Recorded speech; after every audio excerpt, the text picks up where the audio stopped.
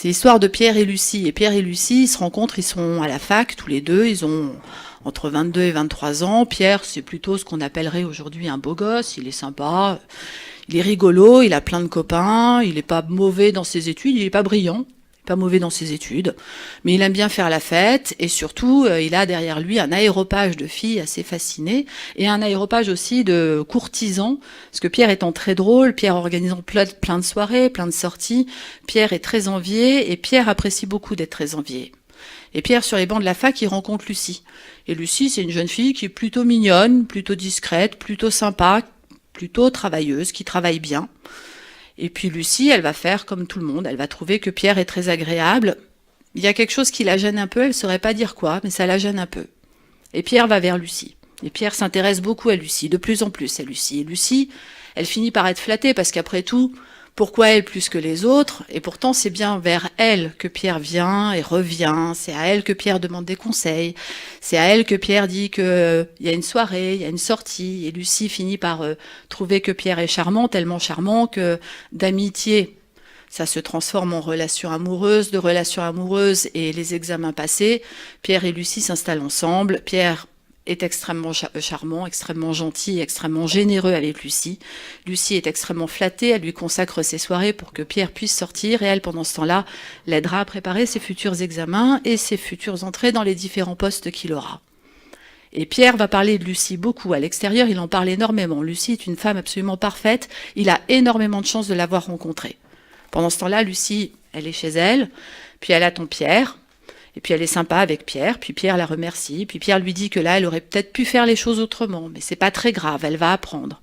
Puis après, Pierre va dire à Lucie que, étant donné qu'ils ont décidé de vivre ensemble, faudrait peut-être qu'elle comprenne que lui, il est habitué à manger telle chose, à s'habiller de telle manière, à recevoir de telle manière, à pas sortir tel soir parce qu'il est fatigué, il travaille beaucoup, Pierre. Donc Lucie, elle accepte, elle dit rien, parce que elle a quand même de la chance, c'est elle qui a été choisie par Pierre. Donc elle accepte, elle dit rien. Et puis, à force de s'aimer, parce que quand même Pierre, il est très très gentil, il est très très amoureux, il lui explique que c'est bien de vivre ensemble, c'est bien que lui, elle ait son petit travail, mais bon, elle va réussir un jour, il n'en doute pas, elle est très brillante. Et c'est bien que lui puisse faire sa carrière, mais en plus avoir des enfants, c'est encore mieux. Et Lucie, elle se dit qu'après tout, à 27, 28, 29, 30 ans, avoir un enfant, c'est bien. Donc Lucie est enceinte.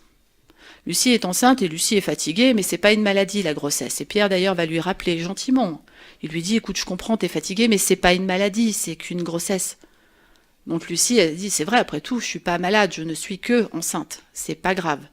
Donc Lucie, elle vit sa grossesse, elle travaille un peu moins, elle fait un peu moins de choses à la maison parce que mine de rien, alors là je le précise aux hommes, c'est vrai que c'est pas une maladie, mais quand on prend entre 9 et 20 kilos, on se déplace quand même moins bien. Donc elle en fait forcément un peu moins à la maison. Et Pierre le comprend. Enfin, il le comprend. Il comprend surtout que quand enfin cet enfant sera né, elle pourra refaire ce qu'elle faisait plus. Mais bon, on va attendre la naissance. La naissance arrive. Enfin, le jour de la naissance arrive. Et Pierre est désolé. Il aurait vraiment aimé, s'il avait pu, il serait vraiment venu à l'hôpital. Il peut pas. Il a une réunion extrêmement importante et Lucie comprend, comme il y a une réunion extrêmement importante et que lui travaille beaucoup, comme ça il va pouvoir lui offrir la vie qu'il lui promet, elle comprend qu'il ne vienne pas.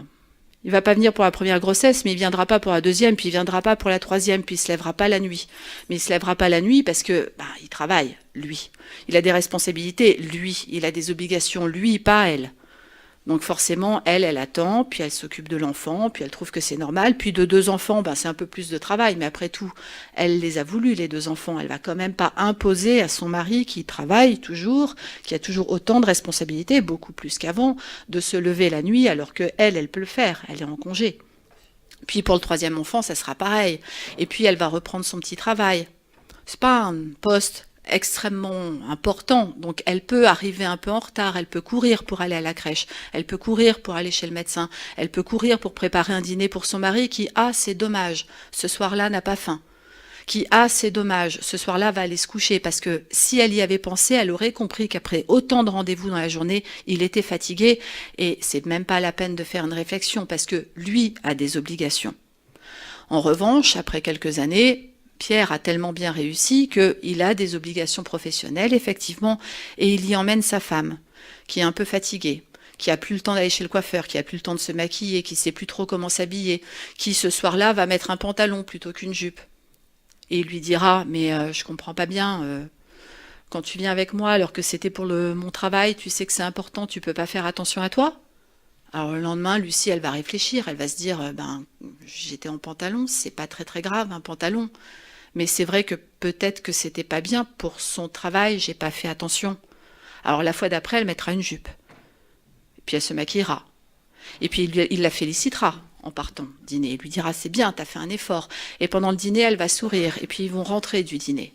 Et quand ils vont rentrer du dîner, il va lui dire c'est bien là, t'as bien fait ton numéro, t'as bien souri, tu t'es bien fait remarquer. Tout le monde a pris conscience que tu étais présente. Et moi, dans tout ça, c'était quand même pour mon travail, ce dîner. Alors le lendemain, Lucie se dit ben finalement, c'est vrai que je me suis fait remarquer et la vie que j'ai, c'est grâce à lui, j'avais pas à me mettre en avant. Et elle va commencer à réfléchir à tout ça. Elle réfléchit tellement à ça, la pauvre Lucie, qu'à force de réfléchir, elle oublie une fois ses clés. Puis une deuxième fois, elle va oublier d'arrêter l'eau du bain, donc le bain déborde. Puis une troisième fois, elle va oublier ou elle va arriver 5 minutes en retard à l'école. Et puis une quatrième fois, puis une cinquième fois, puis une sixième fois. Et puis Pierre va lui dire, t'oublies tout. Hein. Décidément, on peut pas compter sur toi parce que tu penses strictement à rien. Et là, Lucie se dit, non, mais j'ai juste oublié mes clés. Mais finalement, comme j'oublie mes clés, puis je sais plus m'habiller, puis je fais pas attention à ce dont il a besoin, c'est peut-être que je vais pas bien. Et au moment où elle se dit peut-être que je vais pas bien, Pierre va lui dire, de toute façon, en ce moment, tu ne ressembles à rien, tu ne fais plus rien, je pense que tu ne vas pas bien. Et comme elle l'a entendu, et comme elle le pense, elle finit par en être convaincue. Sauf que pendant tout ce temps-là, elle en a parlé à personne, Lucie, parce que finalement, quand Pierre est de mauvaise humeur, quand Pierre est fatigué, quand Pierre ne dit rien, quand Pierre n'est pas là, quand Pierre ne rentre pas, ça doit être pareil chez les autres, c'est pas très grave, elle a un mari qui travaille beaucoup, faut le comprendre, ce pauvre mari. Donc elle va pas aller en parler à ses copines. Puis elle va pas appeler ses copines. Puis elle va pas appeler sa mère. Elle va beaucoup moins voir sa mère. Parce que devant sa mère, elle n'osera pas montrer que ses cheveux, ils sont moins beaux qu'avant. Puis que peut-être elle se maquille moins. Puis que peut-être elle a beaucoup grossi ou beaucoup maigri. Tout ça, elle va pas le dire devant sa mère. Et puis ses amis, elle va pas leur montrer non plus. Mais ses amis, elles comprennent pas. Donc ses amis, petit à petit, elles donnent plus de nouvelles. Elles cherchent plus à voir Lucie qui dit toujours non, qui veut jamais se montrer, qui refuse toutes les invitations, qui est jamais là. Et les amis s'éloignent. Et puis la mère de Lucie, elle en parle aux frères, aux sœurs, à la famille. Qu'est-ce qu'elle a, Lucie? Lucie, elle a rien. Lucie, elle doit faire la tête. Lucie, c'est les enfants. Lucie, elle vieillit. Lucie, elle se plaint avec le mari qu'elle a rien à dire. Lucie, il faut pas oublier que Pierre est toujours aussi brillant. Et puis Lucie, à force de se dire qu'elle va pas bien, qu'elle sait pas à qui en parler, que peut-être que effectivement Pierre est un homme brillant, généreux, mais pourtant il y a un truc qui colle pas, mais elle comprend pas ce qui colle pas, mais c'est un vrai malaise, mais, Lucie, un jour, elle en peut plus. Ce jour-là, il y a peut-être un peu trop de Doliprane qui va traîner, un peu trop de Xanax, un petit peu trop de je ne sais quoi dans la maison. Lucie, elle va finir 2 jours à l'hôpital. C'est rien, ça s'appelle juste une tentative de suicide. C'est pas très grave, on s'en remet, c'est qu'une tentative. Elle en est pas morte, Lucie. Puis elle a un gentil mari, il s'appelle Pierre, il va venir la chercher à l'hôpital. Il va être extrêmement inquiet, Pierre. Et il va dire à tout le monde à l'hôpital que cette pauvre Lucie, ça fait tellement longtemps qu'il la prévient. Ça fait tellement longtemps qu'il se rend compte qu'elle ne va pas bien. Et qu'il la prévient. S'il y a quelque chose à faire, faut le prévenir. Il sera toujours là, c'est un bon mari. Et Lucie va rentrer. Et Pierre va être très gentil. 1 semaine, 15 jours, 3 semaines, très gentil. Et puis gentil. Et puis de moins en moins gentil. Parce que Lucie, si elle allait bien, alors qu'elle a fait ses 2 jours d'hôpitaux, elle comprendrait que là, maintenant, il faut se secouer. Donc si elle ne se secoue pas, c'est bien qu'il avait raison, c'est bien que Lucie est folle. Et Lucie, elle comprend toujours pas. Alors après tout, quand on a fait une tentative de suicide, pourquoi pas en faire une deuxième? Et puis Lucie, elle va se retrouver encore à l'hôpital. Elle aura fait juste 2 fois 2 jours d'hôpital. Mais à la fin de la deuxième tentative de suicide, Pierre ira voir les médecins et puis il dira... Je suis quand même inquiet, elle en a déjà fait une, on a des enfants, ils sont pas encore très grands, faudrait peut-être faire quelque chose. Là, ça s'appelle la maison de repos. On en prend pour entre 1 mois et 3 mois, quand tout va bien, quand on en sort. Parce que Lucie, elle fera pas que 2 tentatives de suicide, elle en fera 3. Mais la 3e, elle se ratera pas. Ça, c'était ma jolie histoire. Alors ma jolie histoire, elle se termine comme ça, c'est-à-dire que Pierre est extrêmement malheureux, c'est un veuf inconsolable qui sera consolé 6 mois après par une femme certainement de 20 ans de moins que lui, qui s'occupera des enfants plus ou moins, lui sera très très malheureux, mais il aura toujours son très bel appartement, sa photo de sa très chère Lucie, qu'il pleurera beaucoup, mais elle était malade, faut le comprendre, et puis la jeune femme qu'il va retrouver très vite, il se console très vite, Pierre. Eh ben, elle vivra à peu près le même parcours. Lucie, peut-être qu'elle ne mourra pas. Peut-être juste qu'elle va rester, à attendre que peut-être un jour elle arrive à comprendre ce que peut-être un jour Pierre lui dira, parce qu'elle comprend rien à ce qu'il veut, Pierre. Et puis Lucie, c'est peut-être elle qui va emmener Pierre à l'hôpital un jour en lui disant que c'est lui qui est malade, parce que c'est pas forcément Pierre qui est dangereux dans l'histoire, ça peut être Lucie. Et puis Lucie, ça peut être la fille de Pierre. Ce que je veux dire par là, c'est que la violence conjugale ou la violence intrafamiliale, lorsqu'on parle de violence psychologique, c'est toujours le même schéma, ça conduit toujours à la même chose.